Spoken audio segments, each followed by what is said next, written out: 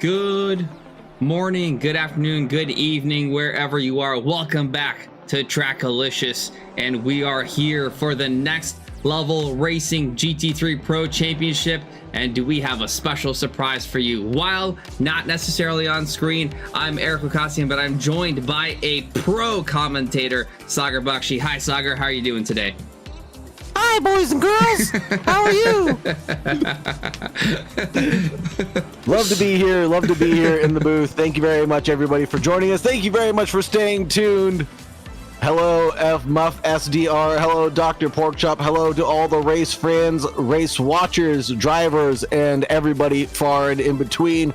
We have the next level racing pro championship. We got 18 drivers taking to the racetrack, trying to win themselves a brand new chair for their home rig. And it's going to be exciting. We're racing at where, Eric?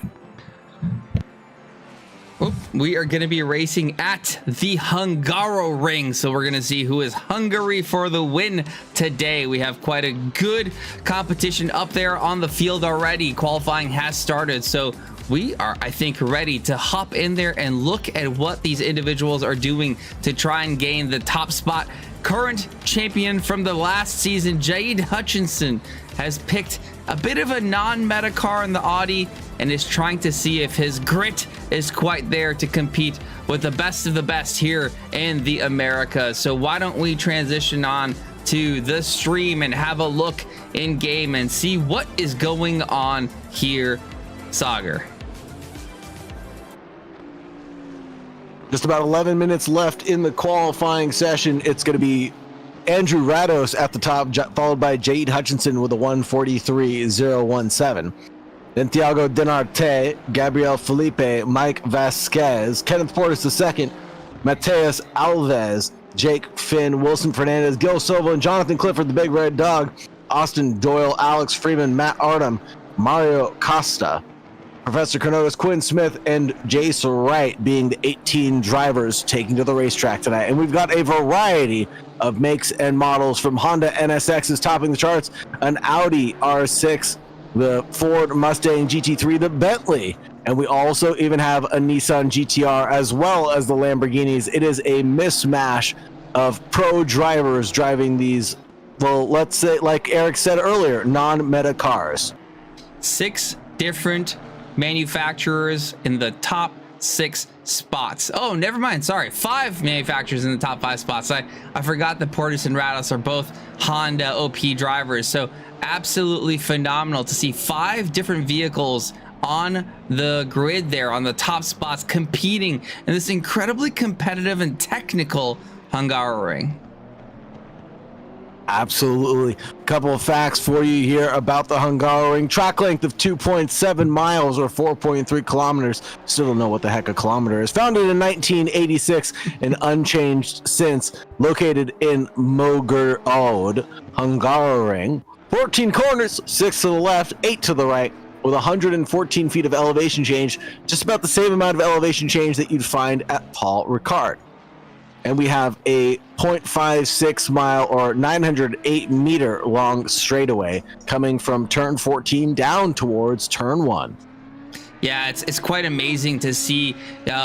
For those who have driven at this track, incredibly difficult to overtake. So this qualifying is absolutely critical for these top runners, especially with their pace being so close. You see less than half a tenth or a half a tenth of a second, the difference between Andrew Rados and Jade Hutchinson, with Thiago Denarte, Gabriel Felipe, and Mike Vasquez so close behind. 0.3 between the top 5 is incredible. Kind of the pacing that we saw between the Formula 1 runners up front there at Suzuka this weekend. So I expect I didn't say who or what. I just said it was close in qualifying. That's all. I'm not gonna say who won or who did what. I'm merely saying that it was very, very competitive up front. That is all. Thank you for the noise, the spoiler-free stream, Mr. Ghoukasian. Let's try to keep it that way for the rest of it. It is Sunday, so drivers who did not wake up early have still yet to watch the beautiful stream here at Suzuka. It's wonderful to see it on the calendar, and it's obviously an iconic track amongst GT drivers, Formula drivers, and also Super GT drivers. Yeah, I do want to add, I get super sensitive about people doing spoilers or spoiling my previewed events, so I try to be very careful and respectful of those who have yet had the time to view major sporting events, and none more major than Formula One in our world, of course. But here we are, maybe the one more important being the Next Level Racing GT3 Pro Championship on Sundays here at Trackalicious. Absolutely true. And like Eric noted earlier, we've got 1 second separating the top 11 drivers. So it's going to be awfully close at the front, barring any mistakes from the front runners, if they should make any. Where do you think that they'll make their mistakes, Eric? At what corner do you see being the most challenging here at the Hungaroring? So for me, one of the ones that's really difficult to get right is turn 11. It's the one where we can point out, let's see, is car number 11, Doyle is going through. Really difficult to get right because of, no, I'm sorry, a little bit earlier. Let's go to 414. Who is that? Right here, Matt Artem, right? So this really fast right-hander, which is really risky for track limits, as you could see Matt Artem trying to explore them, right? So very critical, one, to understand where track limits are, but also is one of the few overtaking spots down the hill at the end there. So when someone makes that mistake, maybe goes wide or has to adjust or has a loose rear end because of a bit of the bumps on the outside of the curbing there, that is definitely a half opportunity for someone else to take over. And I could tell you the many a time that I've been the subject of an overtake there, not one overtaking for sure. Speaking of loose rear ends, quit talking about my ex-girlfriend, Eric. Jeez Louise, let's keep it PG in this conversation. Matt Artem, good enough for 15th right now, and he is driving at what pace? Let's take a look at the times. That 15th place car is 144.892, and finding themselves with the yellow flag, slowing down, letting another driver by, and blue flags will be waving for the invalid lap of Matt Artem now. Oh and my. He allows, I believe that will be the Bentley go forward. Thiago Dinarte with a 142.687 blows the doors off the gap of Jaid Hutchinson, and now he's got a 10th separating himself from the previous championship winner, driving the Please Brake at T1 Next Level Racing vehicle. That is phenomenal. For those of you know that the pace that Jaid has to be topping it is ridiculous. And welcome to Aramita RP. Hope you're doing well. Welcome to the channel. We are here with our GT3 Pro Championship by Next Level Racing, and the winner of this championship will be getting a Next Level Racing seat, which is compatible with Next Level Racing rigs and other rigs at that as well. So the likes of Thiago Dinarte, Jaid Hutchinson, Andrew Rados, Gabriel Felipe, all competing for this fantastic prize sponsored by Next Level Racing. Yeah, what a great prize for a great championship series. And I'm happy to see a lot of new names coming over to Trackalicious. Some people that I haven't seen before, or perhaps they just race in other leagues or series that Trackalicious runs that I haven't seen before. Of course, my forte being West Coast Wednesdays. So if they raced in the GT4 series on Mondays, I unfortunately haven't seen them for quite a few months. But yes, love to see the thickness of this grid here and seeing how deep we can go. 19 drivers now taking charge with 3.5 minutes remaining on the clock. It is 8:17 a.m. and the time just continues to tick over. 3 minutes and 40 seconds left in the qualifying session. Jaid chasing down this top step. Thiago Dinarte putting down an absolutely fantastic lap of a 42.6. I don't even know what realm of speed that is. I'm pretty sure I was in the 45s, maybe 44s at best. So just blisteringly quick pace that these guys are putting down, and absolutely critical in this track specifically because of the lack of overtaking opportunities. No DRS here, no super long straights, because the straight at the front straight here at Hungaroring, just not quite enough to make overtaking the easiest thing on the world. Very true. Very few overtaking opportunities to present itself as we ride on board with Jade Hutchinson. You can obviously stick a nose into any one of these corners, but you'll face yourself getting thrown off track limits, because there is a ton of runoff at the exit of this corner, but you'll be getting a speed token violation. Obviously, people are going to want to send it going into the chicane that we're about to approach, but that is a dangerous place. Again, facing track limits, facing the sausage curbs, Jade Hutchinson abusing them as much as possible, taking a bite out of the snousages as much as possible as he chases the Ford Mustang out in front of him. And beautiful to see these Ford Mustangs roll around on the racing circuit. They've done a great job of being emulated in a 2-liter V8 pushing around 500 horses with its very strong acceleration and top speed, particularly on long straightaways. Not that we have any here. Good stability and balance overall, especially under braking, making it effective in these tight corners at Hungaroring. It's really just built for endurance racing with solid tire management and reliability over long stints. Most importantly, it's got its aggressive aesthetics. Looking at the car, the distinctive design and sound make it a favorite among fans of muscle cars all around the world. Absolutely. Huge fan favorite lately, not only in ACC, but also in iRacing. Yeah, some arguing that iRacing doing a better job of representing the vehicle as a whole. I think a true audio package coming in the iRacing package there. But Jade Hutchinson deciding to abort the previous lap and go for one final push with 1 minute and 10 seconds remaining here in the quali session, with 1/10 of a gap between, I'm sorry, yeah, 1/10 of a gap between himself and the pole sitter currently of Thiago Dinarte. Thiago Dinarte topping the charts in the number 23, Jade Hutchinson in P2. Then we got Andrew Rados in third, who's going to be about 2.5 tenths away from that pole position, driving the Honda NSX. Down in fourth place, we've got Vasquez, Mike, Gabriel Felipe, and Jake Finn. That'll be your first 3 rows of the grid. Mateus Alves, Quinn Smith, Kenneth Portis, and Jonathan Clifford, the big red dog, will round out the top 10. Yeah, and you know, the top 10 quite competitive, but the rest no slouches. You have the likes of Wilson Fernandez, Austin Doyle, Jace Wright, all super quick in their own right.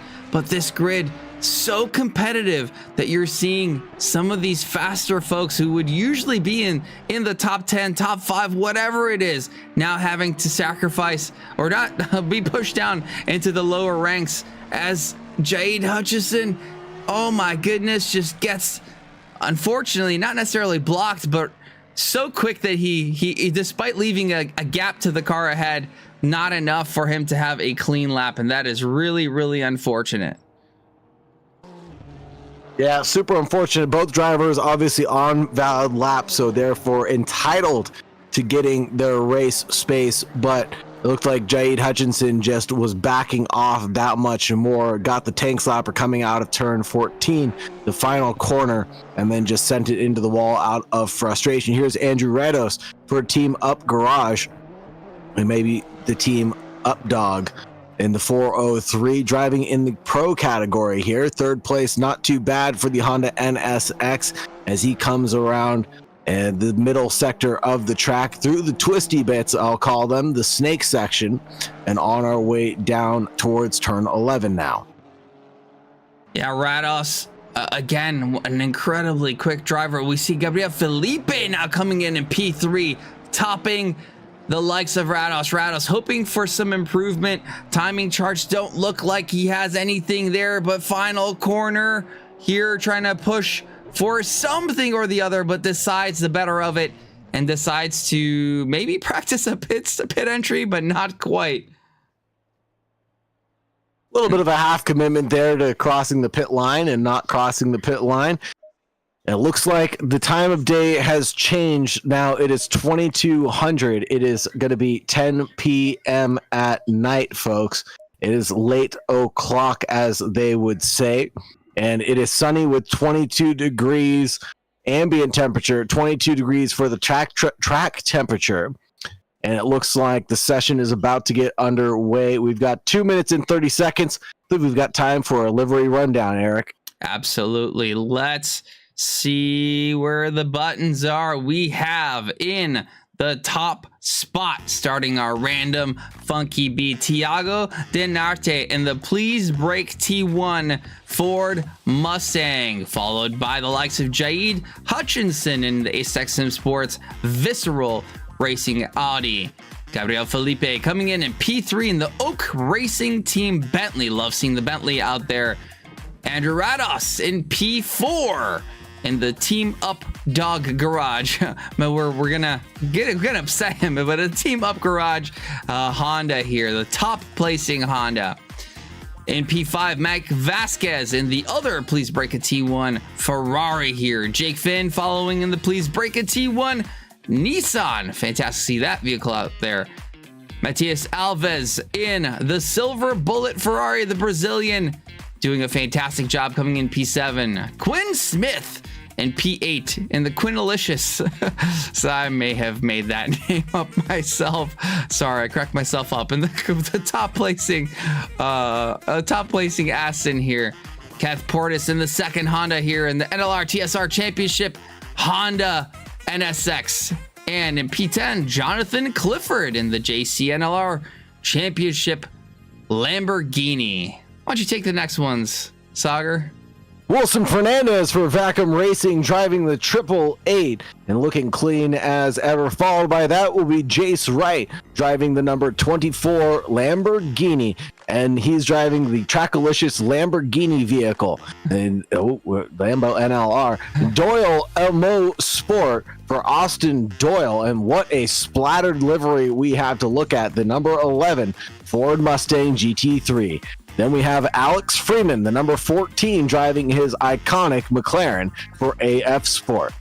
Followed by the number 400, Gil Silverland, looking dashing as ever with the flames and the dragons and all that good stuff. That is a smacking good livery out of Gil Silverland.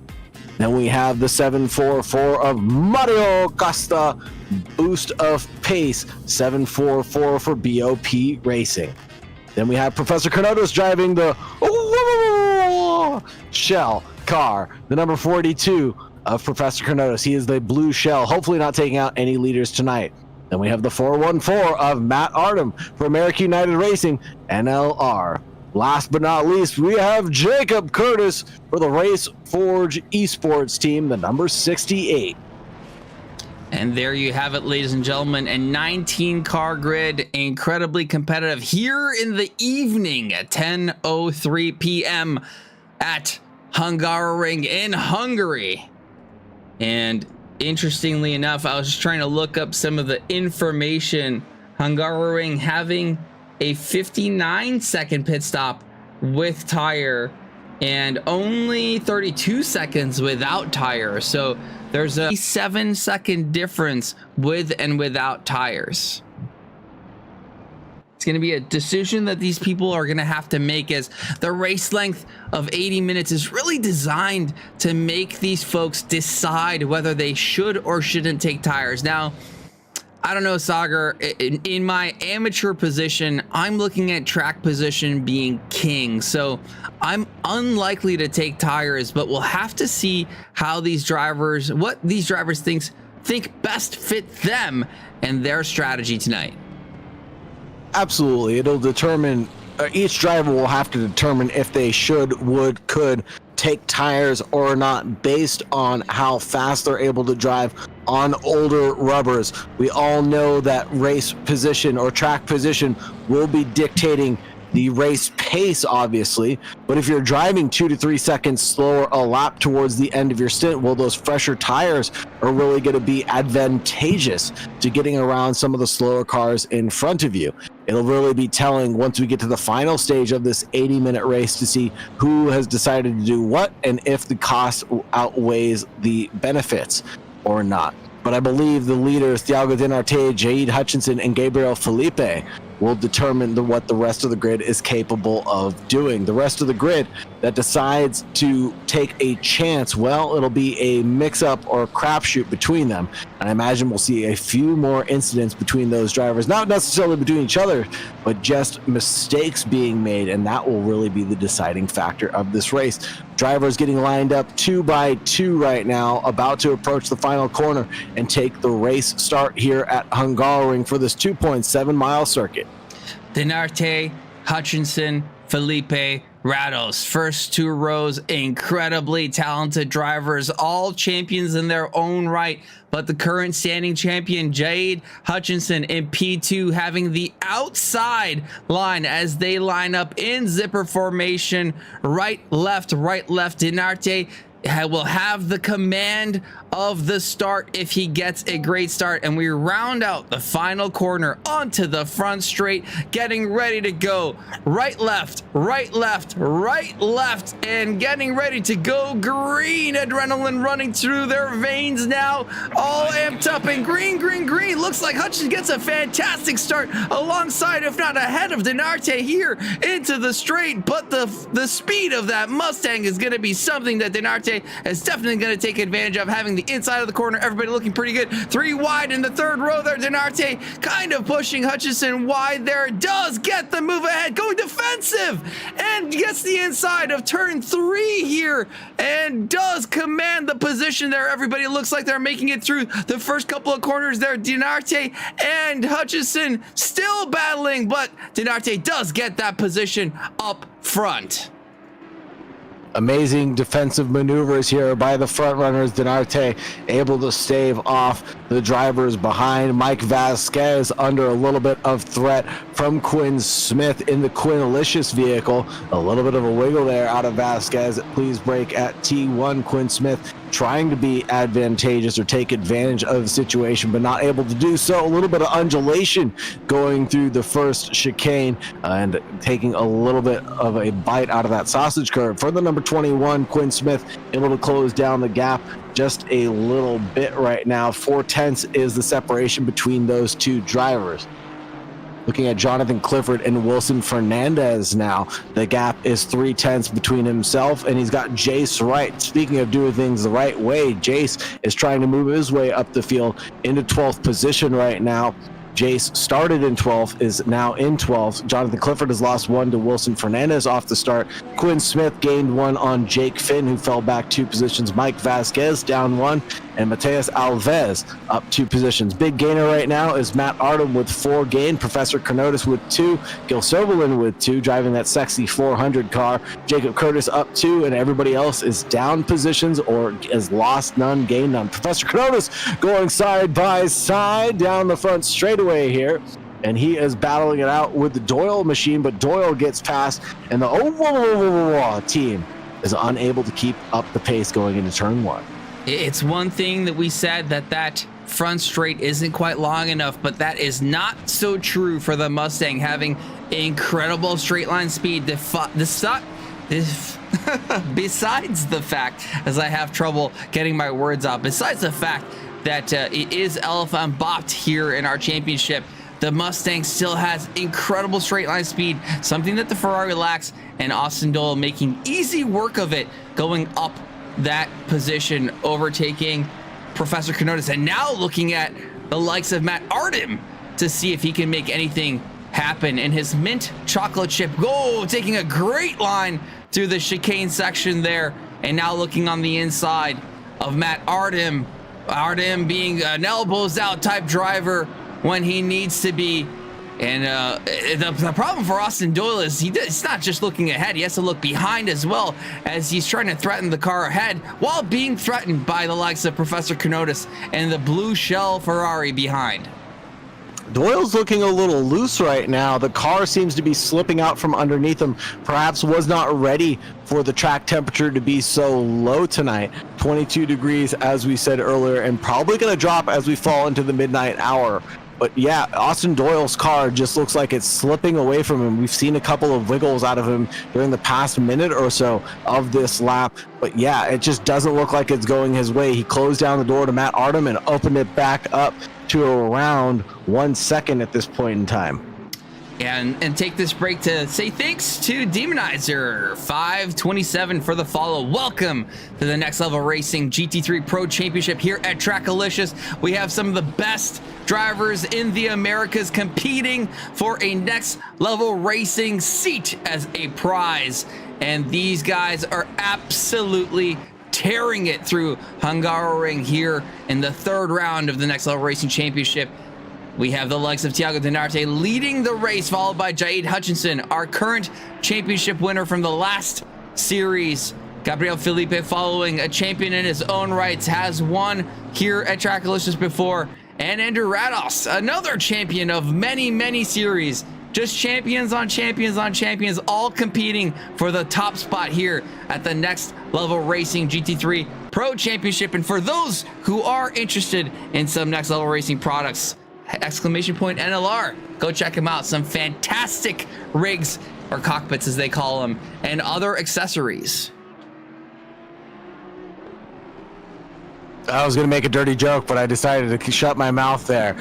Speaking of accessories and rigs. But no, we're just going to keep it on Gabriel Felipe for the Oak Racing Team, number 27, driving in third place right now. All the way back is going to be the fifth place car of Mateus Alves, driving the Silver Bullet. Number 15 for them, and up to Andrew Rados for the Team Up Garage, looking back on the rear wing at the up dog, and he's got about a 3/10 gap to Mateus Alves as we approach turn 1 right now. The Ferrari is looking mean and menacing right now, but it can't keep up with the pace.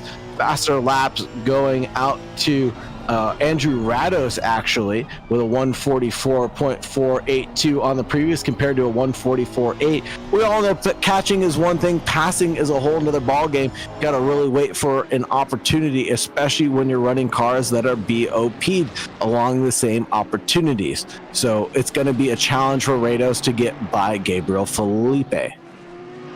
Yeah, these guys still incredibly close.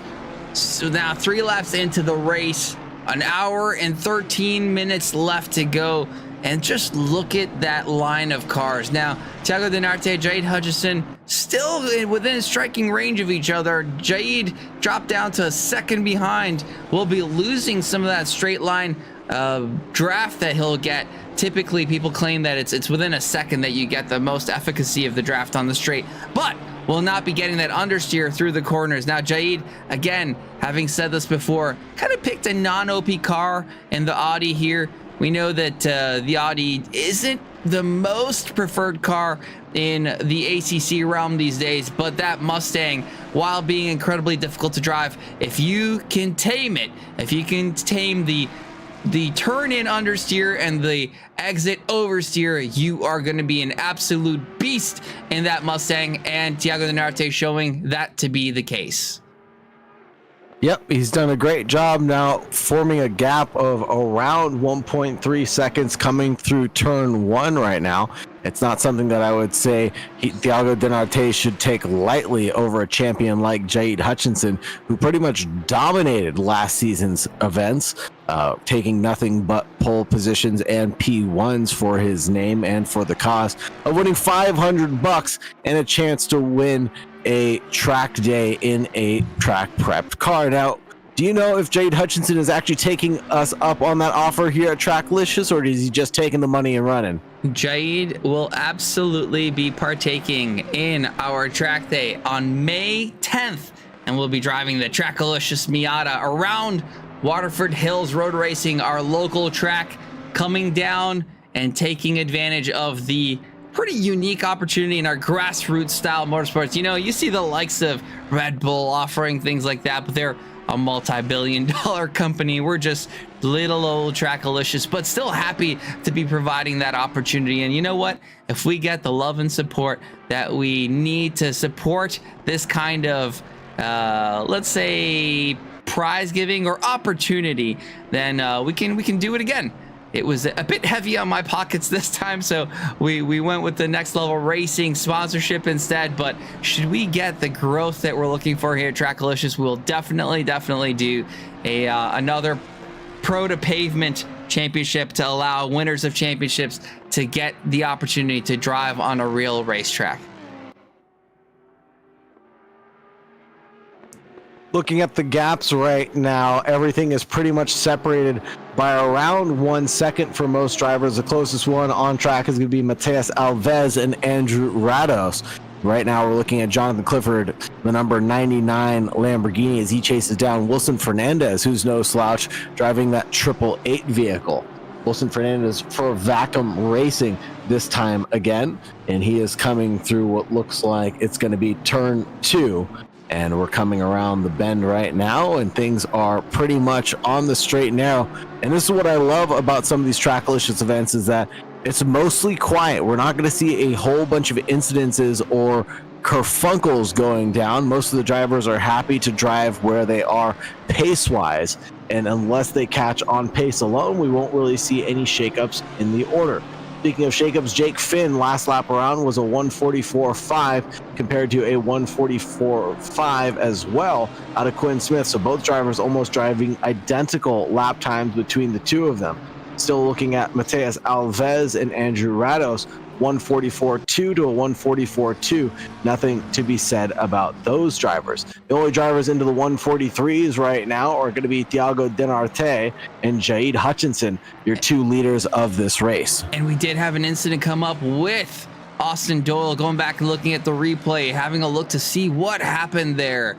Austin Doyle seems to maybe have made a mistake on his own. There we go, a bit too much curb, a bit of the grass on the outside, and that will be the wall for the front end of that chocolate chip liveried car. Unfortunately for Austin Doyle, now having to wait quite some time, dropping back to the very back of the grid now, as the incredibly competitive grid will punish you for the smallest mistake, and Austin Doyle being subject to that.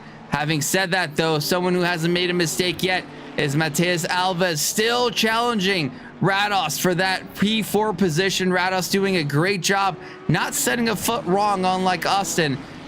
Here, taking the pressure like a champ. The Ferrari charging on to the Honda in the second sector now, going through the technical stuff here. Really difficult late apex here on turn... Where are we? I think that's turn 5, going up into the chicane of 6 and 7. Really a place where you can gain or lose a lot of time. We know that both the Honda and Ferrari aren't quite the best at taking curbs, so both having to be really careful through that section, but really good around the corners nonetheless. The Honda, most people would agree with me, is an incredibly difficult car to drive. Super quick in the right hands, as Rados clearly shows, but one that if you get wrong, you are going to lose it very, very quickly. Yeah, he could be spinning around like a Beyblade at any opportunity here, but it looks like Rados is doing a great job of piloting that Honda NSX or Acura NSX, depending on where in the world you are located and what badge that vehicle ends up getting. But he's doing a good job driving this on the straight and narrow right now, coming down the front start straightaway. 1 hour and 7 minutes, 40 seconds remaining on the clock. That means we'll get a whole bunch of laps. There goes the Ferrari with a look to the inside line, hoping that Rados leaves the door open. But Rados, taking the optimum line, realized that that was just a dummy being sold to him, closes off any opportunity for the car behind. The Ferrari of Alves, unable to make any opportunities happen here. But all this battling has unleashed Gabriel Felipe into a 9/10 gap of his own. So these guys are fighting for best of the rest right now. Now looking at Jace Wright in the Trackalicious Lambo NLR as he chases down Jonathan Clifford, 3/10 the gap right now. Yeah, you know, sometimes a look like that from Alves is just enough to distract the car ahead. But as we said, Rados is a champion of champions in multiple series, and it's just not someone to be shaken or stirred by a mere look from Alves. Alves still chasing that down, but the tightest positions and battles on track right now being that between Clifford and Wright. Now, something that I noticed earlier, Saagar, is I wonder if this is a pure skill and pace thing, or if it's just the ability of machinery thing, where we have the two Lambos and two McLarens in the same spot on the grid. Costa, Freeman, Wright, and Clifford. Interesting to see those machines paired up together like that. It just begs the question, is it machinery based? Could these guys have done better if the car was better suited for the track? I know Wright and Clifford, both pros when it comes to the machinery at hand in the Lamborghini, really well experienced in those machines, but does beg the question of the capabilities of the car at this particular track. You're not wrong. 2 Ferraris, 2 Lambos, 2 McLarens, 2 Fords running all in their respective order right now.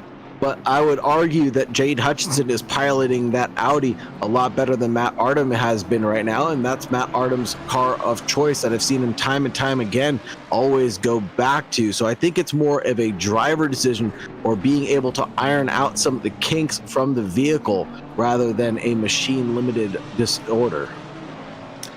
And welcome to Sulu Burek.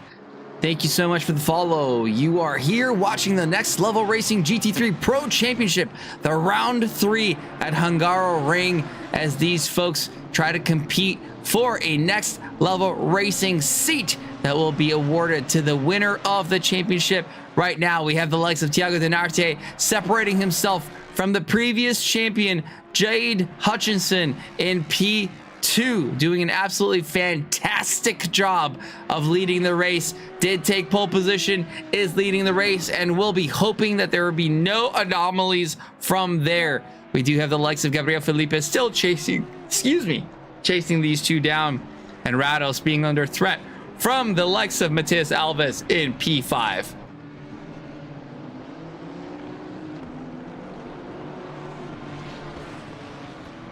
And Sulu, are you an ACC driver? Are you a sim racer? How are you doing today?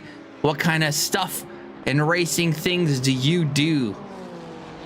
Not only that, do you like long walks on the beach? Do you like dogs, or are you a cat person? What's your favorite food and ASL? Do you like long drives on a track? Do you like going around in circles many times like the rest of us do in an absolutely insane manner? You know, I argue with my wife, Saagar, oftentimes about some of the things which I find extremely unreasonable, and then she goes, well, you drive around in circles for hours on end, so tell me who's the silly one now. Very true. Best session lap coming out of the number 23, Thiago Denarte, with a 143.5. He's still lapping in the 143s, while Jade Hutchinson has fallen back down into the 144s, 144.0 that previous lap around. Gabriel Felipe lapping at 143.9 now, so perhaps those tires getting caught up to him. Here's Matheus Alves chasing down Rados out in front. The battle for P4 is on like Donkey Kong as we approach what looks like it'll be turn 11. Yeah, these guys have been nose to tail for the entire race so far. An entire 18 minutes with a whole 62 to go, and it is going to be absolutely critical for them to nail every single lap, every single pit stop, entry, exit. So it's going to be really critical for Rados to make sure that he executes cleanly and ensures that he does not lose that position, because the pace seems to be so similar that it's going to be incredibly difficult to overtake should those positions switch. And Sulu, absolutely phenomenal to hear that you're a sim racer, looks like in the rookie classes, and boy, do we have some news for you. Coming up tomorrow, we have the TRACKILICIOUS GT4 Rookie Series that's running. You can check it out on Discord and on SimGrid. It is a phenomenal, which is a combination of fantastic and phenomenal series where we absolutely love. The entire community gets behind all of our rookies as they learn and develop themselves into the pros that we look at here. One of the graduates being Austin Doyle, his current position not really reflective of his performance here today, having made one singular mistake in this incredibly tight and competitive grid, dropping him down all the way to the last spot. Don't rule him out just yet. A man has taken a pit stop nice and early. Did decide to take tires and repair that damage that he incurred. 44.2 seconds stationary with a 29.6 second transient. That will be the transient time that we're keeping an eye on from now on. 29.6 seconds, or right around that 29.5-second mark. Here's Jace Wright battling it out with Jonathan Clifford. Big Red Dog driving the Big Red Lamborghini, while Jace Wright in the Trackalicious Lambo NLR is in the purple one. These two also have been nose to tail for quite some time. And Saagar, I have to say, I think that Lamborghini is one of the best looking cars on the grid. I don't know, there's just something about it, something about the attacking nature and the aggressive lines of Lamborghini styling these days that just does it for me. Fantastic looking car, two of them back to back, and yeah, just lovely to see these two competing. And right now the closest cars on the grid, on the track, competing for that P11 position held by Jonathan Clifford. That's my boy, the Big Red Dog, driving the 99, keeping it on the neat and tidy line. It looks like Jace Wright slipping out just a little bit wider there, and you can almost see that effervescence or illumination on that halo that car has. The Jace Wright Trackalicious Lamborghini just really lighting up the racetrack during these nighttime hours. 10:26 p.m. and it's only going to get darker and colder from here. The sunny skies have faded away and the clouds are overhead. It's 22 degrees and 22 degrees overall. And these two Lamborghini Pro drivers going back to back.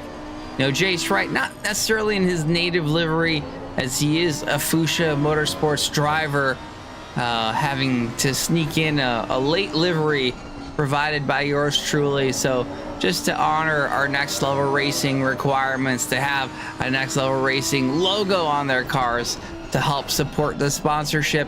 Really appreciative of Next Level Racing. So those of you who are new to sim racing and looking for a fantastic rig setup, we do have an affiliate program with Next Level Racing, !NLR. If you're looking for some great products out there, Next Level Racing being one of the premium rig suppliers in the world, here supporting the Pro Championship.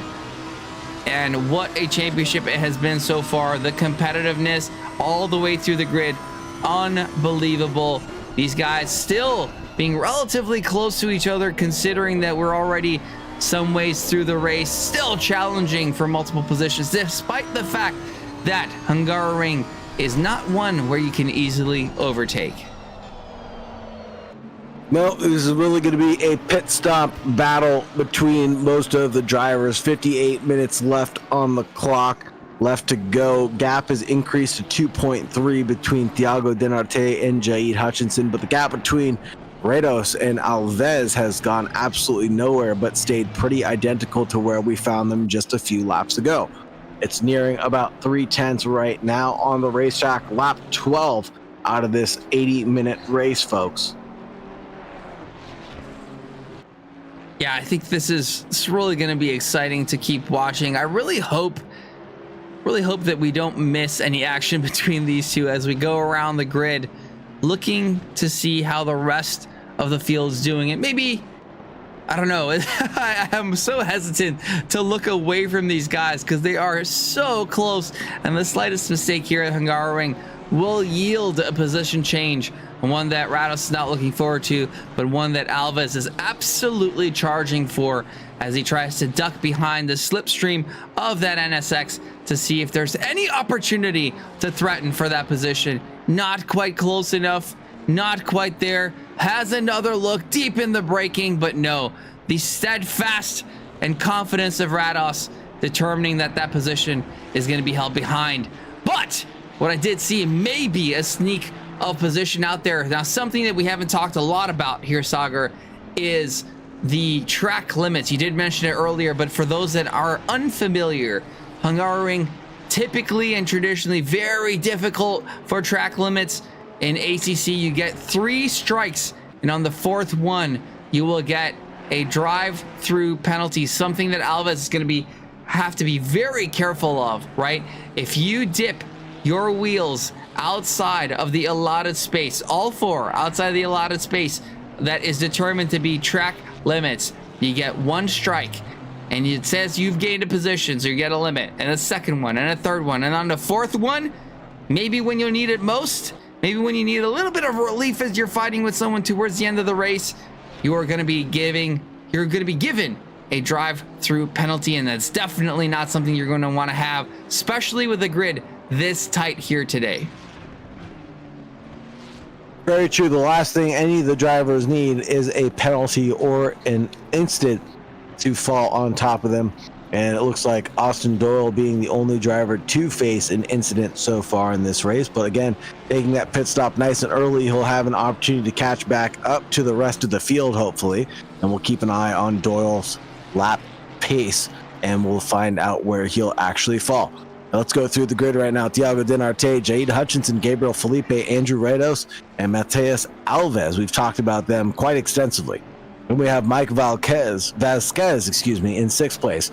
Quinn Smith in 7th place, followed by Jake Finn in 8th. Kenneth Portis II, the number 84 Honda NSX NLR TSR Championship vehicle. Then we have Jake Finn, the number 43, followed by Professor Portis. No, Kenneth Portis II, in 9th place. Wilson Fernandez, the 888 in 10th. Jonathan Clifford, my boy, the big red dog, in the 99. Jace Wright, the number 24, in 12th place. Gil Silverland, the number 400, and he's got flames all over that bad boy, followed by Matt Artem, the 414. Professor Canotis in the number 42 car. And then we have Mario Costa, the 744 driver, for boost of pace. Alex Freeman and Jacob Curtis round out the drivers that have not taken their pit stop. Last but not least, we have Austin Doyle and the mint chocolate chip car, who's making his way back through the field. And he's actually driving at a pretty consistent pace right now. Who is the driver ahead of him? So we can get that's Finn, I believe. Yeah. So Jake Finn, let's take a look at his lap times. Finn, 144.777, 145 out of Austin Doyle, but he is catching at a rate of not. Let's keep an eye when we get to the final corner and on to the next lap, what his lap times are really indicative of compared to that Nissan GTR. Yeah, what's unfortunate for Austin Doyle is having taken that early pit stop, potentially repaired some damage, has put him back into the field, potentially losing out spots if the driver ahead doesn't quite have the pace. Now, that's going to be really, really bad for him as the pit stops kind of even themselves out and everybody else jumps into the pits. He could potentially have lost quite a few positions, as it does look like he's being held up a little bit with the older tires at the likes of Jake Finn just ahead. Absolutely identical lap times, 145.3 to a 145.3 as well. So Austin Doyle may be catching at a rate of not, but he's got to make these tires last to the very end of the race as well. Hopefully time will tell if he'll fall in line with where Jake Finn is at, the number 43 Honda NSX driver, but we'll have to see. Not the Honda NSX, the Nissan GTR, excuse me. Yeah, looking at some of the data back here, Jake Finn having a best lap of a 44.5 compared to Austin Doyle's best lap of 44.9. However, with their best sectors put together, their potential best is a 44.447 compared to a 44.477. So really, really close in pace. But unfortunately, that tire differential is going to be lost for the likes of Austin Doyle, having pitted early. Let's switch over to the battle here between Mateus Alves and Rados. Again, I think the Ferrari might be close enough on this occasion to get the run up on the Honda NSX out in front. The silver bullet being that bullet. Well, he's going to look to the inside line surely on this occasion. He's going to send it to the inside line, park it on the apex, and blocks off Rados. That was a textbook move. Did not allow Rados any opportunity to snap back and try to go for an over-under or any type of switchback. The silver bullet shooting out like a rocket ship, and into turn one has the 4th place secured. I want to go back and have a look at that replay again. In car, gets that draft. Been looking at this for quite some time. Does get the car set, nails the apex absolutely, and gets a good drive out. What a move by the likes of Matheus Alves. A move in the making for many, many laps, and we're gonna have to see what Rados has in the bag to be able to keep up, if not retake that position now that he's got the draft himself. Oh my goodness, we have a situation.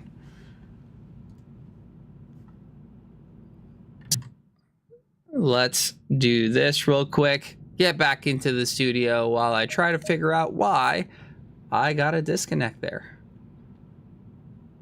Seemingly only a you issue because I'm still in the server and everything's running fine. That's good news. And I am back, and we are back in business while I reset things here.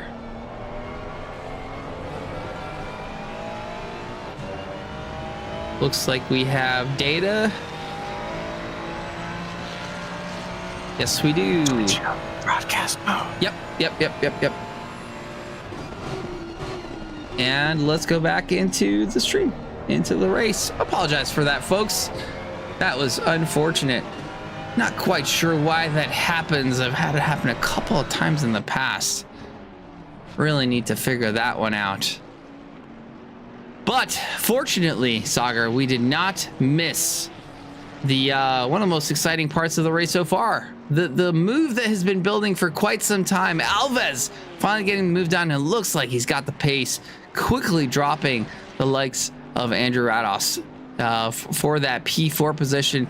Rados dropping down into 5, now being chased down by Mike Vasquez behind, closing up the gap. 1.8 seconds between Rados and Vasquez.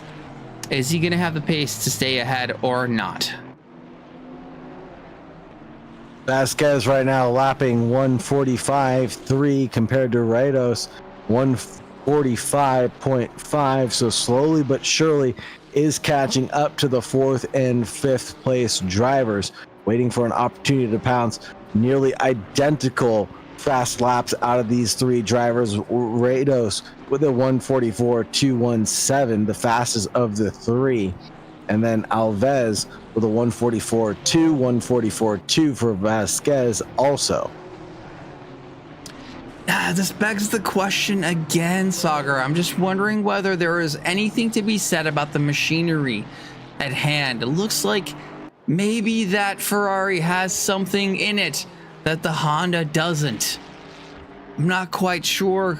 We know all of these folks to be incredibly quick drivers, but just something about the Ferrari seems to be suited better to the Hungaroring track. Incredibly technical, very, very dependent on corners. And we know that the Ferrari's pretty quick in the twisties and sometimes lacking in the straights.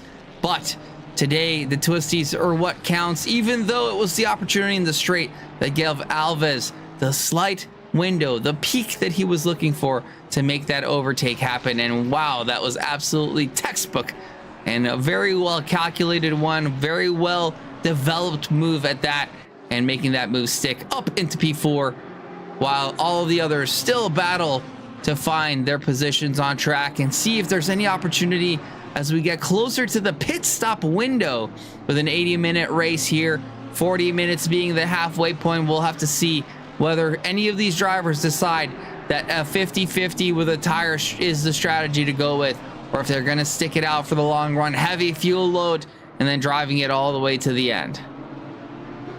We'll have to see. My only argument there is, what about that Bentley in 3rd position right now? Gabriel Felipe, who's done a great job of driving this one for the number 27 Oak Racing team, who's done a great job of managing this Bentley in the straight lines and through the twisty bits as well. It's hard to combat anything that this driver has to say about the Bentley not being great in the twisty bits, because he's been doing a great job. Gabriel Felipe driving 144.3 right now, and his fastest lap being a 144.057, almost matching or faster than Jade Hutchinson's best lap of 144.087. Yeah, unfortunately, that 4-second gap means that there's going to have to be something really, really big that happens to Jade, that a mistake or an error or pit stop situation, or maybe a lap traffic. Well, you know, again, these drivers being so close, I'm not even sure if lap traffic is going to be a thing. but we do have the likes of Jacob Curtis kind of hanging out solo in the back there, a bit outmatched by the rest of the grid, but still doing his best, going around, no issues so far.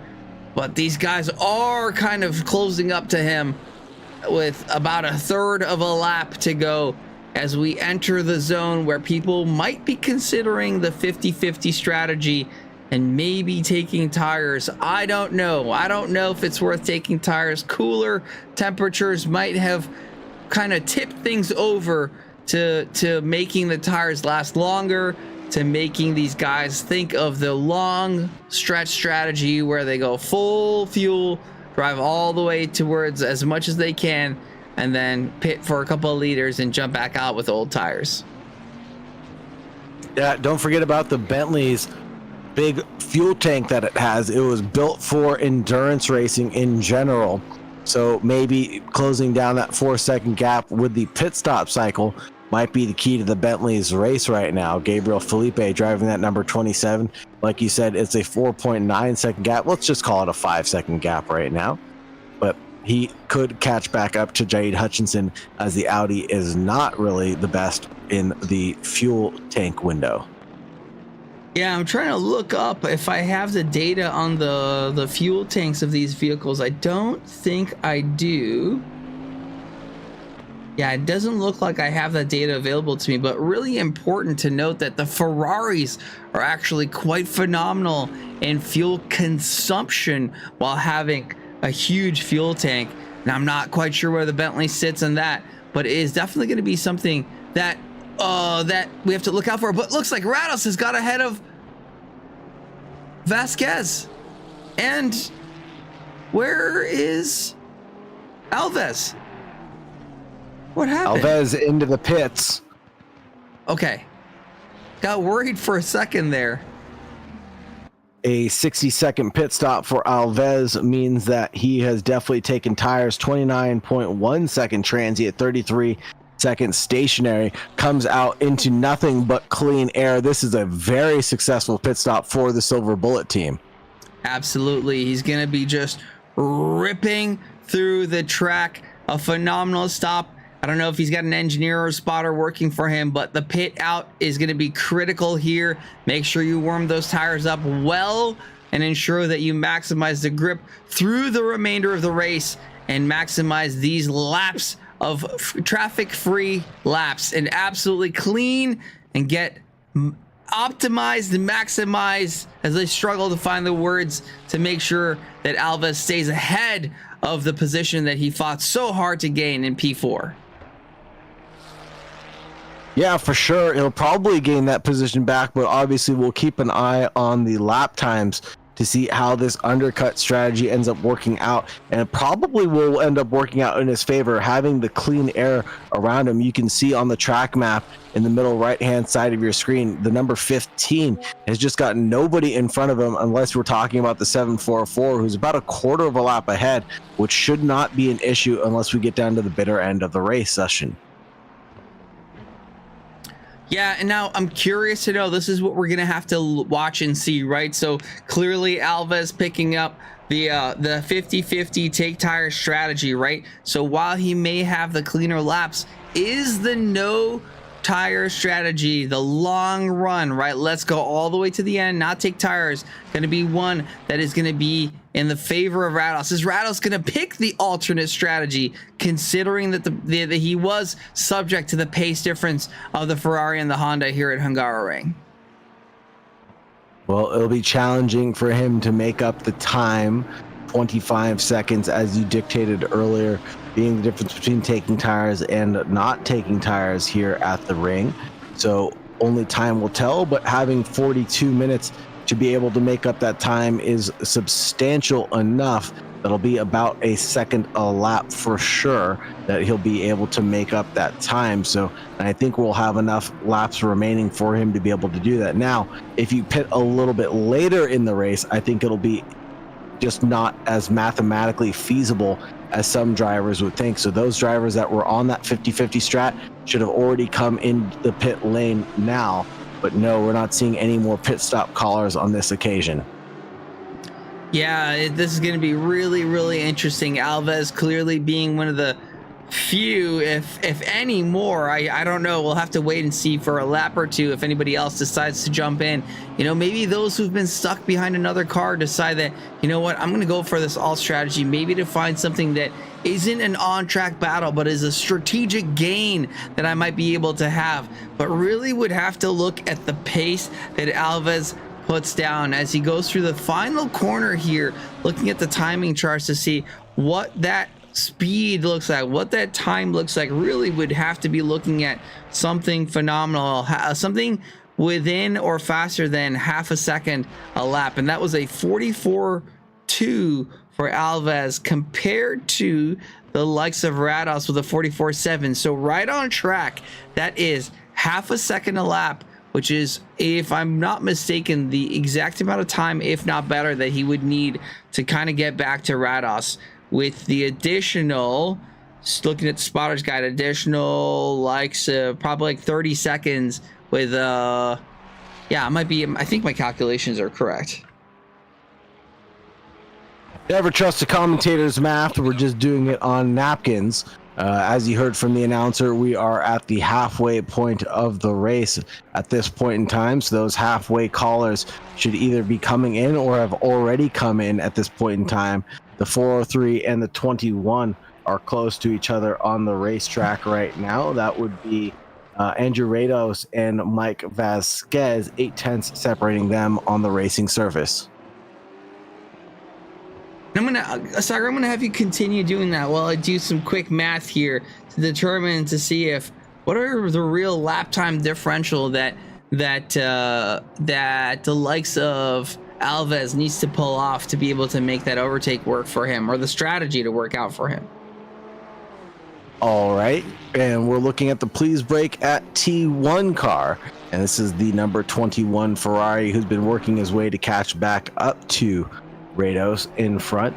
And this is Andrew Rados driving the 403, and he is doing a good job of keeping it between the Mayo and the Mustard, the team up garage. And he is in the pro category, as all of our drivers are, and they had to do that by making the 103% qualification deadline. And the 103% qualification was run not too long ago, and now it looks like things are all on the up and up for these drivers. Half a second now separating them, and it looks like Vasquez is closing down the gap and will have to be working towards an overtaking move on the Honda NSX in front. Coming through the penultimate corner in just a few moments. Here we are coming through the final corner now. Will this be another textbook move going in towards turn one? I think that Vasquez was a little too far back to catch wind of what Alves had done previously, but I think he knows exactly where he's going to shine and how to make this move stick. Making a look towards the entrance of turn one, Rados knows he's got to close the door early and fast, and Alex Freeman into the pits as well on this occasion. So there's the 14 coming out of pit lane right now. All right, Saagar, looks like we have mathed our math a little bit here. So it looks like we have about 22 to 23 laps remaining at the 40-minute mark, which is where Alves pitted. Sorry, Vasquez and Alves, kind of tripping my tongue here with the names being somewhat similar, driving similar cars and chasing after the same person, but different strategies, clearly, as we're seeing Doyle, Freeman, and Alves having to pit. So Freeman looks like has gone for the 50-50 strategy as well, but the likes of Alves. So Alves took tires.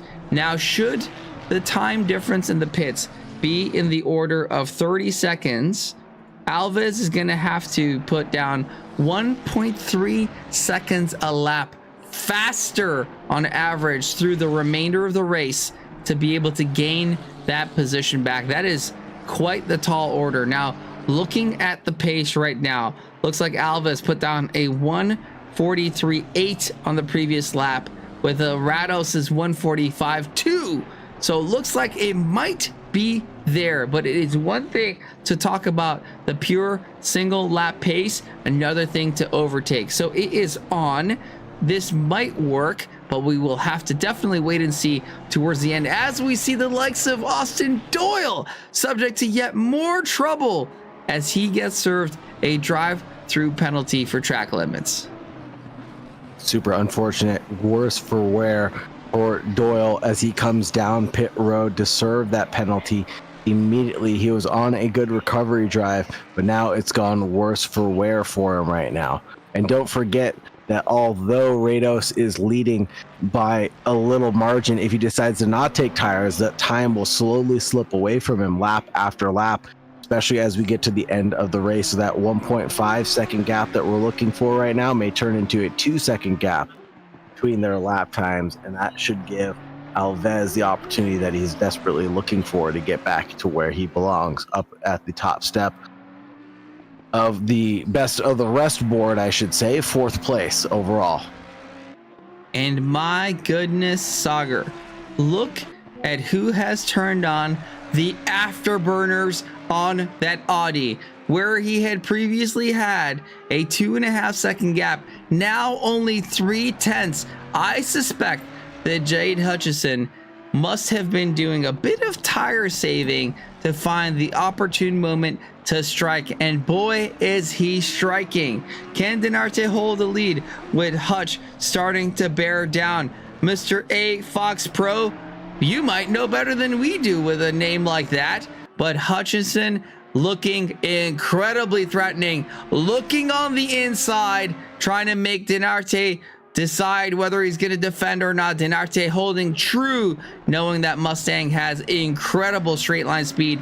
This is going to be quite the couple of laps. I do love the inside cam here as we see the feelings. I think it's just shares the emotion of what Hutchinson is going through, chasing down that Mustang. Looks like he is attacking at 10/10, if not 11/10, as that Mustang straight line speed just incredible, pulling away even on that short straight. But Jaid has indeed gone from 2.5 seconds down to only 0.5 second and continues to chase down that P1 position. Absolutely phenomenal pace out of Jaid Hutchinson as he's been able to close down the gap. He's been whittling away at these faster laps, 1:44.1 being his new fastest lap.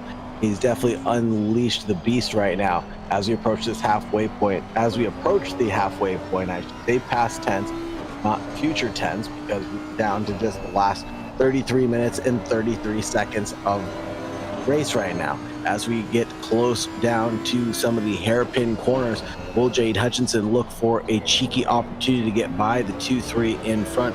Thiago Dinarte holding on to the optimum line right now, not driving in his rear view mirrors, it looks like, but Jaid Hutchinson is trying to find a sneaky way by, looking to the inside line for the final corner. No, not on this occasion, not on this attempt. Will the Audi be able to pull out any of this slipstream and use it to its advantage? But no, the Mustang just pulls out and away it goes like a rocket ship, and the Audi can do nothing but just stand still and watch it all happen in front of him. We know that the Audi is powerful as well, but not as powerful as the mistakes that are being made by the 2-3 out in front. Jade Hutchinson trying to take advantage but unable to produce any sort of opportunity here. The 2-3 again going a little bit deep and wide, but closing the door on the 2-6 from behind. It looks like this is going to be an epic battle down to the last 32 minutes and 30 seconds of this race. Not the only battle on track, as we do see the likes of Kenneth Portis closing up on Jake Finn here for the P7, P8 spot, but not quite as close as the likes of Hutchinson and Dinarte. Just want to make sure that we didn't miss any of the action here as these two also battling, but by golly, Hutchinson now absolutely in attack mode. Look at that, having a look on the inside. Dinarte deciding, no, we are not going to let you have that one in this particular position. But what is incredible as I was watching on the straights is that straight line speed of the Mustang, despite the Audi having the slipstream and having the draft and having the big old Mustang push away all the air, the Mustang still being faster in a straight line and creating a gap in the front. Now this is going to be some incredible battling, as it already is. Hutchinson looking at an overtake opportunity in all of the spots, even the non-traditional ones, pushing Dinarte to any mistake that he can possibly offer up. Now, if I'm Dinarte, my goal would be break early, kind of, sort of, and park at the apex. That's my style of defense. But Dinarte, having way more skill than I do, I'm sure will be just looking ahead and trying to do his best to keep Hutchinson behind. Buckley, welcome to chat. Oh, bummer. It's really really sad not to have you on the grid here, as we do see some incredible battling, as we do have people in chat saying the king of acceleration versus the king of braking in the Audi. This is absolutely phenomenal to watch. Hutchinson now making a mistake, giving away a couple of tenths. Dinarte has 30 whole minutes to decide, or to be absolutely laser focused to try and keep that position up ahead. This is turning out to be quite the race, Saagar. Yeah, it really is shaping up to be one for the record books with 30 minutes and 20 seconds remaining. This is going to be a surefire challenge to get to the very end, and which driver will hold on. Jaid Hutchinson really closing down the gap as far as he possibly can without running into the back of Thiago Dinarte. The Audi R8 LMS 5.2 liter V10 with 585 horsepower, known for its well-rounded handling and stability through corners and its strong braking zones. It has good grip, especially in wet conditions on lower grip surfaces, thanks to its all-wheel drive system. It's agile, nimble, responsive, making it effective on technical circuits with tight turns. Its aerodynamic efficiency is well designed and enhances downforce to maintain stability at high speeds. And versus that Ford Mustang, which is a V8 5.2 liter with 500 horsepower and its powerful engine, and it just takes off in a straight line. Saagar, you can correct me if I'm wrong, but I think I've been corrected in the past, and my understanding that all of the GT3 cars are rear-wheel drive only. I could be wrong. So, because I originally thought that the Audi, and there was another car that I thought was an all-wheel drive system, but I believe that the GT3s are kind of relegated to all being rear-wheel drive. So not quite having that advantage, but also not carrying the extra weight of an all-wheel drive system. But my golly, that doesn't seem like a weight is a factor for the likes of Jaid Hutchinson, as he is incredibly attacking through these corners. But that power of the Mustang does gain itself the advantage. Hutchinson really throwing that R8 10, whichever version of the Audi, I think it's the R10, left and right, and trying to take advantage of every single millimeter. Yes, I said millimeter, being a foreign implant to the United States myself. Every millimeter of the track, and gaining as much speed advantage as possible. But that Mustang straight line speed managing to keep the likes of the champion Jaid Hutchinson behind, for now at the very least. Jake Finn also catching up to Wilson Fernandez, it looks like, or am I getting that wrong? No, Finn. Where is Finn on the track? Finn is in front of Kenneth Portis II and Wilson Fernandez right now, and it looks like he is being caught at a rate of not right now. We've got just 1 second separating the three drivers on the racetrack, and more to follow. Jace Wright, Jonathan Clifford, Wilson Fernandez, and Kenneth Portis all trying to gain some traction and get past Finn here shortly. Yeah, all of these four position, Wilson Fernandez, Jonathan Clifford, Jace Wright, all battling for that P8 spot, as a couple of more duck into the pits. As we have Chris Logan in the chat, not getting his priorities right, Chris, and not being on track, unfortunately. And Buckley, we miss you guys out on track.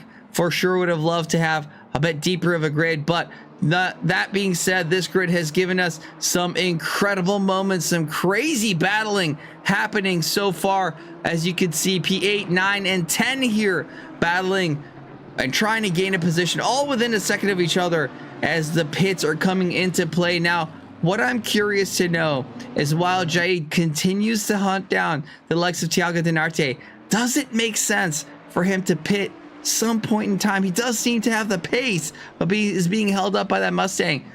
Do you jump into the pits and then come out and just put down some clean laps, assuming that you jump out into a traffic-free zone? I think that's the big worry right now, is that Jade Hutchinson would come out into traffic. It's about 60 seconds in the pit stop if you decide to take tires. It's about 25 seconds if you decide to not take tires. And I think that's going to be the big differentiation between the drivers right now, is those that have come out into traffic and those have come out into clean air. Speaking of clean air, Alves, first of the pit stoppers so far, the number 15, doing a good job of keeping it clean between the mayo and the mustard. We said we'd give you an update on his lap times. Here it is, the 144.3 compared to the 145.0 of Rados out in front right now. So it's not quite the gap that he was looking for, but he is gaining some time and speed on the cars in front should they decide to not take tires towards the end of the race. He is catching up, but not the pace that he desperately needs. Jade Hutchinson still chasing down Thiago Dinarte. Yeah, that is unfortunate. As we calculated earlier, somewhere in the order of 1.3 seconds advantage is what he needed with the newer tires, but just doesn't quite seem to have the pace. So this is really going to play out to be quite the challenge as everybody pits, now having 1, 2, 3, 4, 5 people having come into the pit so far, with the rest of the grid, the 13 drivers, still going for the long strategy, going all the way, probably with a heavy load of fuel, all the way to the end. And Hutchinson again threatening on the inside, but not quite having the overlap to make that move stick. And here we go. Here we see the power, the absolute beast of a Mustang putting down that V8, roaring ahead of the screaming Audi and on the front straight here at Hungaroring. Ghoukasian count of pit stoppers. 1 pit stop, 2 pit stop, 5 pit stop, Hey, we're pretty close to Transylvania, Hungary being relatively close to Romania, so I don't think it was too far off there. But yes, 5 pit stop callers so far, and assuming that the rest of the drivers on the grid will be taking a no tire strategy to make it to the end of the race now. So the pace that we're looking at is around 144.7 out of the leaders. Gabriel Felipe 144.9, 145.1 out of Rados right now. So I have a bit of an anecdote that I could share here. I remember Hungaroring being one of my favorite races that I've ever had. Now, while being a significantly slower driver than these folks, I had a race where with 20 minutes remaining, I had the likes of Reggie King being a faster car. He probably had 3/10 worth of pace behind me, and a whole 20 minutes of defense that I had to put up against him. And the thing about Hungaroring is that if you were just able to kind of nail it under braking and park it, quote unquote, on the apex. Jade Hutchinson looking on the inside again. Wow, that is really not a place where a lot of people try to make that move, but Hutchinson, having incredible pace in that last sector, decides, or has a look again, but just not quite enough. And that is going to give a bit of breathing room to Dinarte up into 2/10 gap again. Rudely interrupting my anecdote and my story here, but clearly the better part of what we do here, the racing on the track. Great question from YouTube. Stephen Buckley asking, I wonder how many track cuts these guys have. An absolutely critical piece of information, which unfortunately we don't have access to. But this is going to be really, really important, as track cuts do change the behavior of the driver. You know, if you have 3 cuts, you really have to be careful not to get that drive-through penalty, because it'll drop you all the way down, probably halfway, if not all the way to the back of the grid, which is unfortunate. But here we are, Dinarte being chased down by Hutchinson. Neither of these two having to pull the park on the apex move that Eric Ghoukasian of old had to do against the likes of Reggie King. And I do have to say, it was probably the sweatiest race I've ever had, and I can't imagine that Dinarte is any less sweaty, having to worry about the likes of the champion Jade Hutchinson in the back here. Really good defensive maneuvers out of Thiago Dinarte, but he's really just driving his style right now, not looking in the rearview mirror at Jade Hutchinson, who is threatening from behind and closing down the gap so scarily and intimidatingly. It is awfully crazy, but here's where the lap traffic is going to give it, and lap traffic will take it away. Quinn Smith getting hit with a drive-through penalty right now in the 999, but this is going to be the 60 deciding the race right now, because that's Jacob Curtis, who has taken a pit stop already, has really an obligation to get out of the way here due to blue flags, but unfortunately might get in the way of the battle for the lead between the 23 and the 26. We're approaching him very fast right now. I would say we're going to catch him either on this lap or the next lap for certain. Hutchinson looking on the inside. It's going to turn to the outside, but going to maintain that outside spot. This is where track limits is really going to come into question. That almost definitely is going to be something that he's going to have to worry about. Very likely gaining a limit there. Dinarte defending. Oh my goodness, that is coming incredibly close as they do approach the likes of Curtis here. How is this going to play out?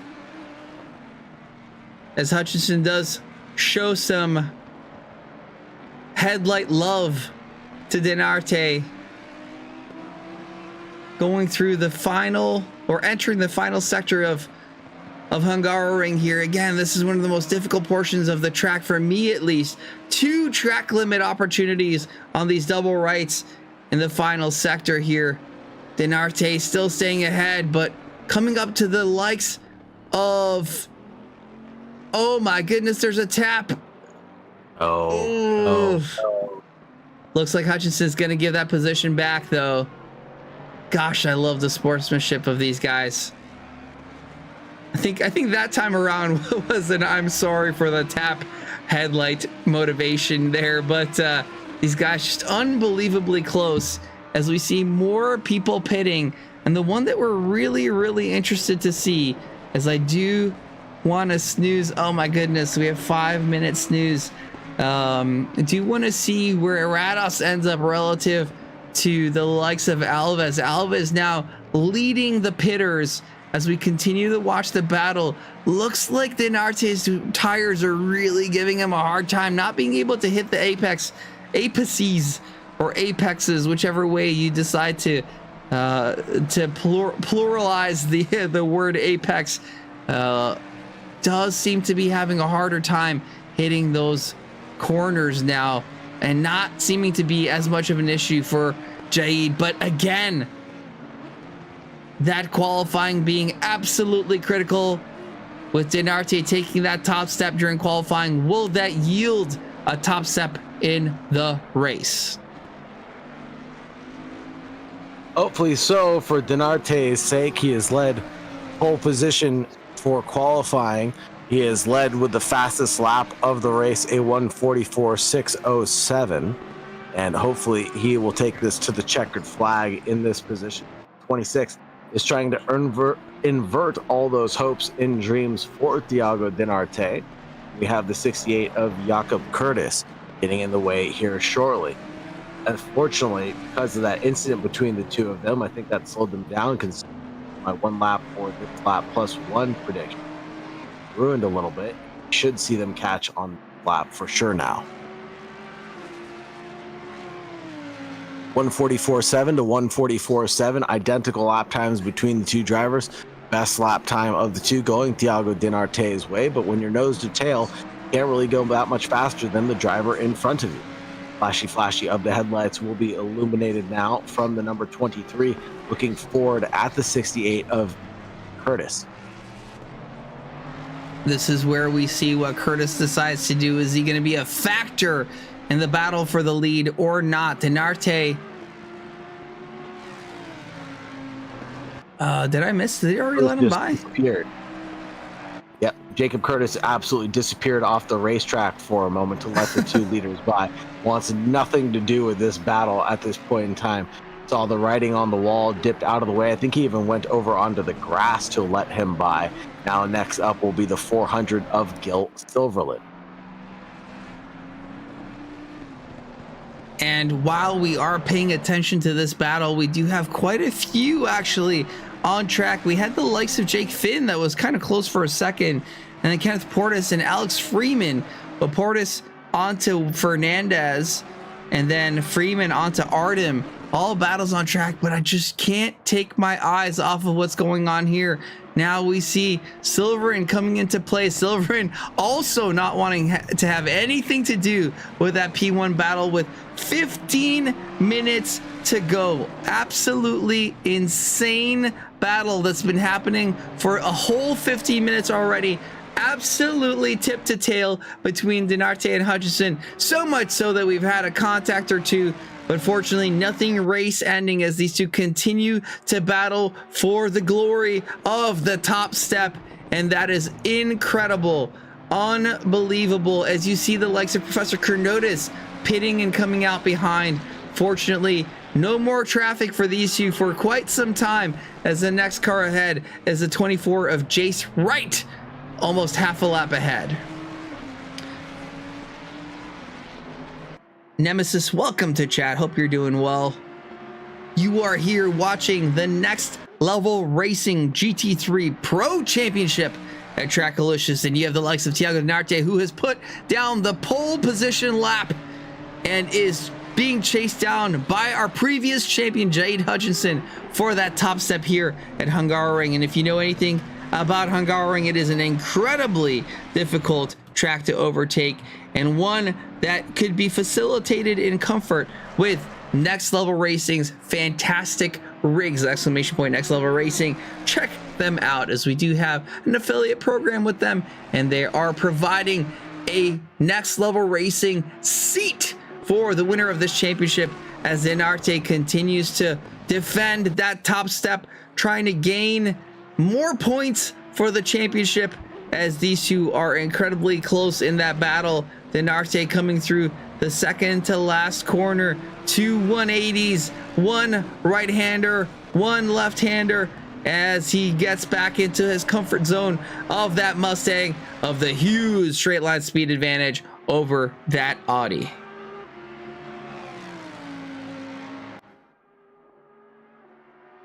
Let's take a look. Go ahead, Saagar. Let's take a look at the sector times. This is where Thiago Dinarte is stronger in Sector 1, Sector 2, and Sector 3, but down by an entire 10th coming into Sector 2, or Sector 1, excuse me.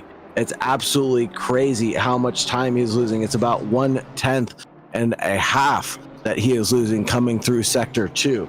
So looking at the times again, it's just separated by 13 thousandths of a second.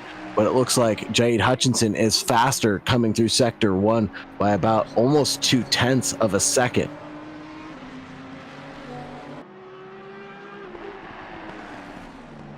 It's unbelievable racing between these two. Jade continuing now, looking on the inside again.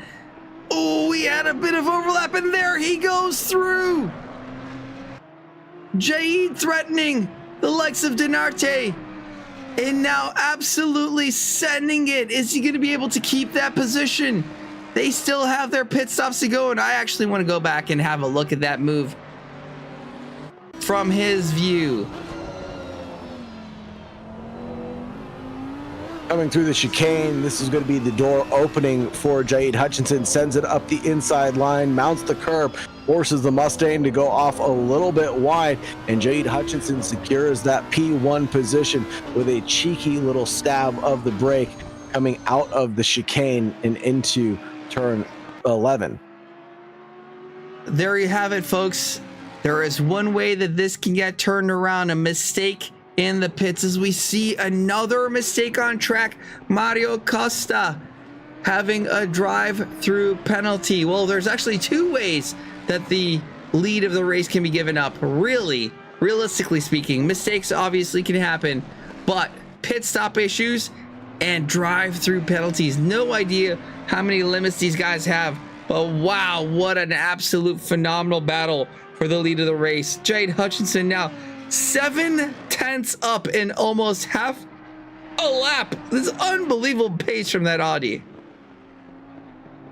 Yeah, really good showing. Jade Hutchinson unleashing the beast as soon as he got by. He's definitely under some sort of fuel-saving, tire-saving strategy for the beginning of the race, and a big slide coming through the chicane. Bottoms out the rear end of that Audi, and it looks like that gap will still remain where it is despite the mistakes coming out of Jade Hutchinson as he pushes with all of his heart's content to try to keep gapping the Ford Mustang from behind. Do you want to go back and have a look at a bunch of the battles that are happening back here? Looks like both the likes of the 84 of Portis and the 888, both, I believe, having taken tires. No, the 84 and the 888 have not taken tires. Yeah, both on the same strategy. But looks like Portis is chasing down the likes of Wilson Fernandez to try and gain a spot. Portis down a spot from his qualifying position. Wilson up 2, having qualified 9th and qualified 11th up into 9th position now. He's going to want to maintain that P9 spot as Portis continues to chase him down. Now, not the only battle happening on track as the likes of Alex Freeman now chasing down Matt Artem, looking on the inside, threatening, not quite there. And looks like Dinarte did go into the pits. And this is where we'll have to see how it all plays out. We're going to have to watch what happens as Jade Hutchinson goes into the pits itself. Hasn't happened yet. Less than 10 minutes remaining in the race. Phenomenal racing between all of the drivers on track so far, and these two battling. Looks like the likes of Professor Kernotis making a charge onto the Brazilian Jill Silverin in the 400 Ford Mustang. Chrono trying to blue shell his way through, except without any contact. We can only hope that there's not going to be any more contact throughout this race. Surprising that it happened between Jade Hutchinson and Thiago Dinarte of all the drivers for it to bequeath. But this is the pro level racing league of Trackalicious. So of course, we're not going to see too many incidences. And of course, the gentlemanly like move to give that position back was decided as we came through the penultimate corner. Now another pit stop caller, that should be the 403 of Rados. So this will determine between Alves and Rados where they fall. Yeah, why don't we hop on board with, let's see if we have a pit lane cam. I'm pretty sure we do. Maybe not, but I do want to see special. Again, Saagar being the much better broadcaster than I am. Oh, just does a quick stop there, and we are looking for the likes of Alves. Alves really so far behind. So far, 7 minutes left in the race. That's about 4 laps remaining. Ooh, that's going to be a tall task for Alves to find the pace to overtake the likes of Andrew Rados.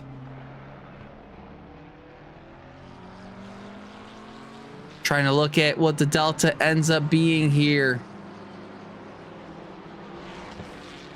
11.3 is the delta between the two drivers with just a handful of laps remaining. I don't think it's feasible for Alves to catch back up to Rados. Perhaps the no tire strategy was the right call to make here at the Hungaroring. And you know what? We've been pretty quiet about Gabriel Felipe, the Brazilian Oak Racing team driver, but he is coming into the pits now. Now, may have been a couple of seconds behind, but the battling that was happening between Dinarte and Hutchison might yield a position for him, absolutely maximizing the pit entry there.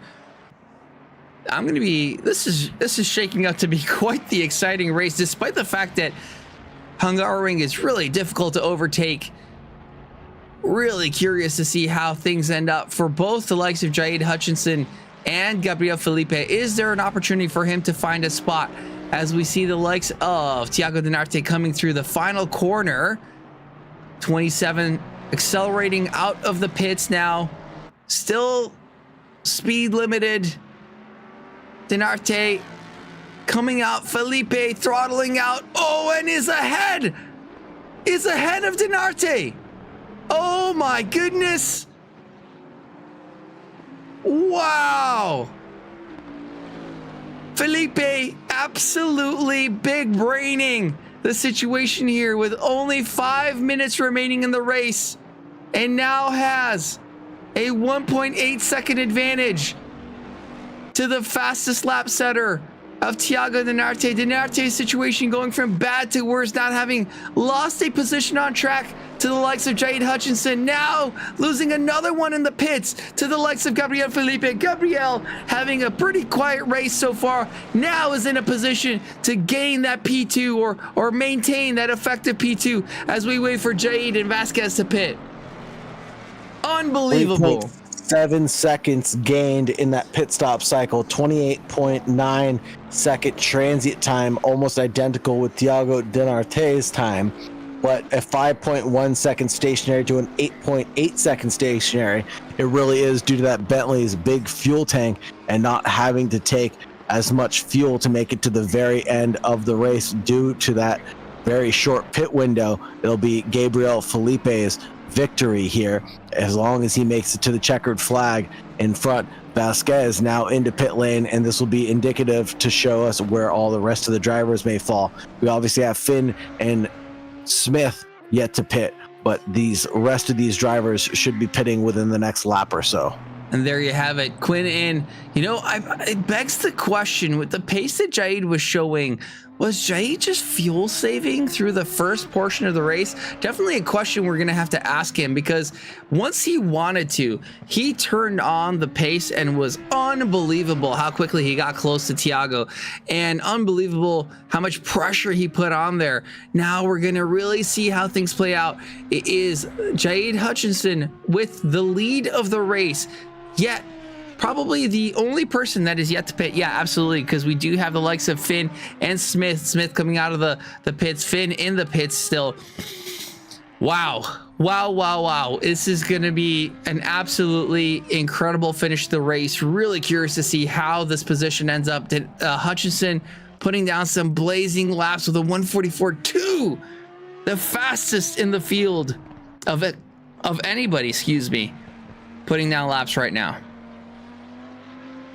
And Jade Hutchinson drifting his way into pit lane right now and stomping on the brakes, getting onto the loud pedal with the pit limiter on, though, to get coasted into his pit box. This will be Gabriel Felipe's chance to get provisional P1 should he be able to do it. But no, the 26 is rolling out. The 27 is way too far back to take P1 at this occasion. Yeah, looks like Jade is still stopped, but is now rolling. That is almost definitely too far back to make anything of it. Hutchinson rolling out of the pits there. And I think you're right, Saagar. The 27 in the background there. Wow. Hutchinson gained so much time in the pits there. And looks like the 26. Actually, you have a better spotters guide, Saagar, with how much time he spent in the pits there. Jade Hutchinson with 6.5 seconds stationary. Interestingly enough, he had a longer transient time, 29.2 compared to a 28.8. But yeah, he was definitely fuel saving during that first half of the race to get that short fuel stop. Now this is going to be a bit tough as he is in some lap traffic. Hopefully it does not yield the situation with the same manufacturers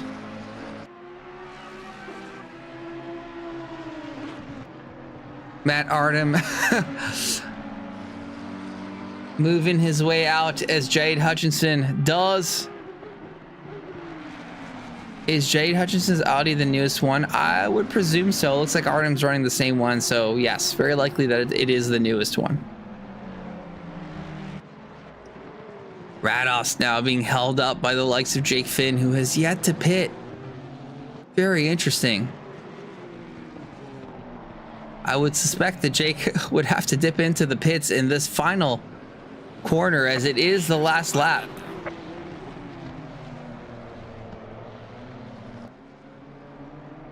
Yeah, Sulu, Hutchinson is a world-class driver. Absolutely, no doubt about it. But what an incredible battle through the race here with the likes of Thiago Dinarte and Gabriel Felipe. Big head move, getting that P2 spot in the pits, being smart about his fuel strategy. What a technical race this has been with 28 seconds remaining. Felipe, 3-second gap now to Dinarte behind. Incredible.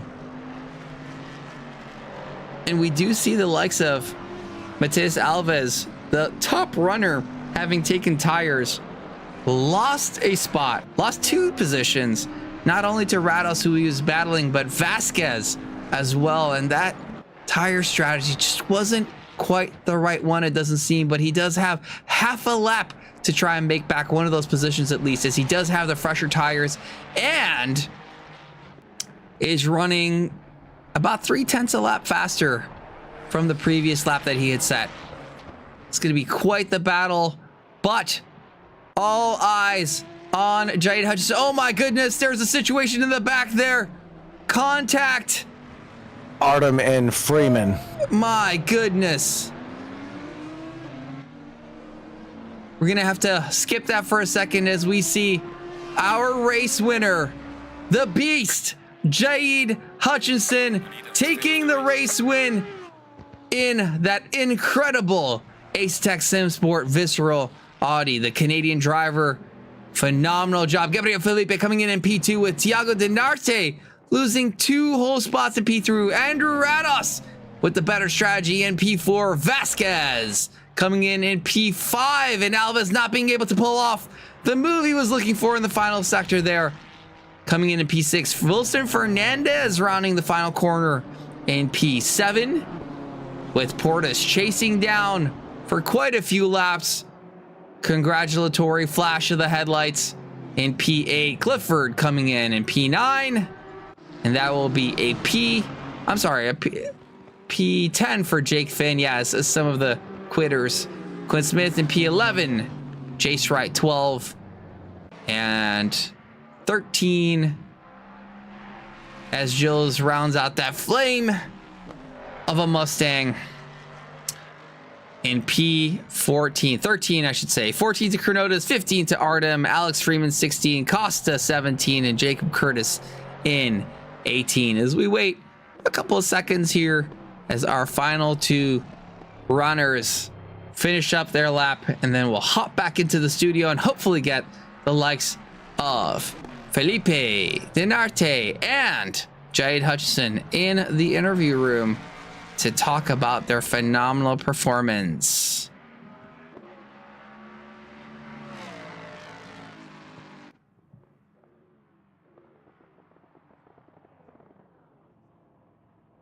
Just gotta get these guys in here. Let's try to knock these out. What a phenomenal race, ladies and gentlemen, as Saagar does have to dip out. Thank you so much, Saagar. Appreciate you hopping in and streaming with us, bringing the pro to broadcasting here at TRACKILICIOUS. We do have the likes of Gabriel Felipe in here. Gabriel, what a phenomenal job. A pretty quiet race for you overall, but the strategy playing out. Tell us what you did to gain the advantage in the pits. Oh, all right. Yeah, it was a very tough race from the beginning to the end. The pace was phenomenal. I think I was lacking a bit of pace today. I don't know if it's of the car or I made a mistake on the setup, because when we changed to the race, I forgot to manage the tire pressure, so I turned the brake ducts a little bit more to have cooler brakes and cooler tires. So because I will not change the tires for this race, but I forgot to change the pressure, so I was running the full race with a whole PSI under the ideal pressure. So the car was a little bit all over the place. But yeah, the strategy was the same that Hutchinson did on the first race that he won, and I thought that it was the best strategy, because Hungary especially is a very difficult track to overtake, so the track position is much more important than anything else. So we had the strategy to put only 1 liter, so I did it very well. I think Dinarti messed up his pitch, so I think it was only because of this that I had the second place, but it was a very good race. Very, very lonely by my side, but it was very, very tough and very difficult. Yeah, I mean that pit stop absolutely was the key for you. I know you had a pretty lonely race, but at the end, getting that P2 spot was phenomenal. Great job, and really only the likes of someone like Gabriel and Jade and these really top runners. I mean, if I had a full PSI lower, I'd be crashing all over the place. So great job, Gabriel. Congratulations on that P2 spot. Excellent haul of points for the championship, and look forward to you getting the tire pressures right in the next race. Now, yeah, for sure. We do have the likes of Jade Hutchinson in the channel here. Jade, what a phenomenal couple of laps. Incredible pressure that you were putting on the likes of Thiago Dinarte. Tell us a bit about the start of your race and the strategy that you were executing before the battle that ensued. Yeah, well, my plan was to try and get ahead in the first corner, but that didn't really work out. So I just tried to stay as close as I could and hope he killed his tires, which I think he did. And I managed to just keep the pressure on until he made a mistake. Yeah, you were applying immense amounts of pressure through the middle sectors. That Audi seemed to be incredibly rapid through the twisties, but by golly, was it difficult to watch that Mustang pull ahead through the straights. How did that feel with having the draft and still not being able to pull up on that Mustang? It was really frustrating. There was nothing I could do. Things too fast on the straights. Did you always plan on making the move at that corner that you did? It looked like you were looking at a couple of different spots, really applying a lot of pressure, but finally, really a non-traditional place after the chicane there to make that move work. No, I was trying to get it by anywhere I could. Honestly, I wasn't expecting to get by there, but I saw he was going a bit wide and bouncing over the curb, so I thought maybe I could, set up a move. But yeah, it worked out. Yeah, and a move you did, and that was some phenomenal racing between you two. Jade, last question. Well, second last question. I have 2 questions for you. Were you doing any fuel saving at the start to try and shorten your pit stop? Oh, no, not at all. Okay, just pedal to the metal, trying to go as fast as possible to keep up with Dinarte, and because it just seemed like somewhere through the middle of the race, you had this magic pace that caught up to Dinarte, where you were 2.5 seconds behind, and all of a sudden it was less than half a second, and you were really battling for that lead spot. Either way, fantastic performance. Last question for you: are you excited to get on track in a couple of weeks here? Yes, I'm very excited. I'm looking forward to it. We are as well, and we'll try to bring some info to you guys, some shots and stuff of Jaid taking his win from the previous championship onto the track here at our local track of Waterford Hills Road Racing. I'm sure Jaid's already watched a bunch of videos of what happens on the track. Some of us nerds tend to do that when we go to a new racetrack, but it's going to be super fun. The Trackalicious Miata is getting prepped for your usage, and we're going to have a super fun track day at that. Well, Jaid, Gabriel, congratulations. A phenomenal performance. Unfortunately, we weren't able to get Thiago in the room here, but hopefully we will next time. Congratulations on the win. Another great points haul for you for the championship, and looking at the next level racing seat that will be offered to the winner of this series. And we will be back next week for the next installment of the Next Level Racing GT3 Pro Championship. However, do not miss out all of the events in between. We have Monday, GT3. Actually, I'm pretty sure I have the calendar up here somewhere. No, we don't, apparently. Well, I know it off the top of my head, so that helps a little bit. The GT4 Rookie Series at 8 p.m. Eastern. The GT4 Open Series at 9:30 Eastern.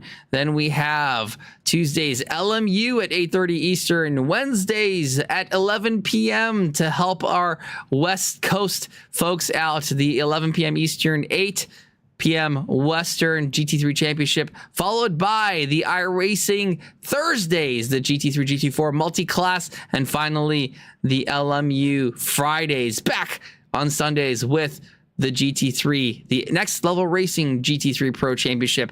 And what a championship it has been. Phenomenal performance by all of our drivers. And talking about phenomenal performance, let's go and have a look to see if there's anyone out there we can send a raid to as I lose my voice. Well, it looks like we got, let's see who this is.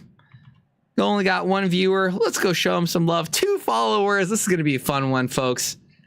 Let's send it over to Podium Exacta. We're going to send the raid over here in a second. All right. Thank you so much for all of the love and support, people. Go show Podium Exacta some love. Looks like relatively new to ACC. For now, I'm Eric Ghoukasian here at TRACKILICIOUS Sim Racing. Much love, good afternoon, good evening, and good night wherever you are. We'll see you next time, which is tomorrow, with the GT4 Rookie Championship. See you. Bye for now.